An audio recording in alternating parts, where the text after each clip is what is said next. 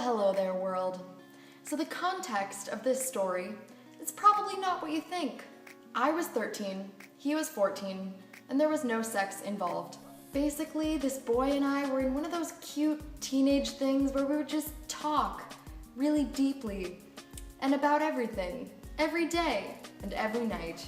And it was one of those first really powerful connections you feel with another human, and it was beautiful. And I, being young and fearless, did what felt like the only logical thing to do. And I was like, hey, you're beautiful. I like you. We should date. And he was like, yeah, we totally should, shouldn't we? We'd be so great together. But there's this other girl I'm like really hung up on at the moment. She's just so cool and aloof and hard to get, and compared to her, you're just kind of easy. So that was a fun little interaction. So lo and behold, years later, he was all up in my grill again wanting to be together. But I'm afraid that ship had sailed. And I'm afraid that little comment had had some lasting effects. For a long time, I was afraid to show my feelings for people because I was afraid it would make them like me less. And then I realized, you know what's fucked up? Finding it attractive when people express zero interest in you.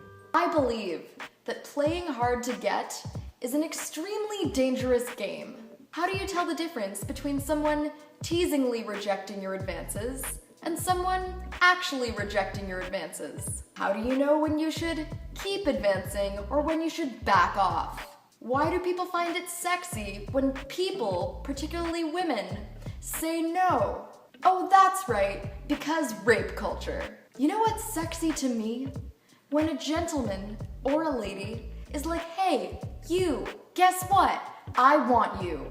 You know what else is sexy? Actually dating people, instead of wasting your life wondering if they really do like you and are just pretending to think you're an asshole, or if they just actually think you're an asshole. Ain't nobody got time for that. Also, if you're one of those people who sometimes likes people of the same gender, then playing hard to get will ruin everyone's night. Girl, what the hell? I thought you were straight. What? Why would you think that? Because you shut me down every time I try to hit on you? Oh, no, silly. I was just teasing you. Oh, well that would have been great to know 6 months ago. But the most problematic thing about playing hard to get is when people think you are when you're not. You know what's scary? Clearly expressing your disinterest and having guys keep pursuing you because they think you're just being coy and kittenish.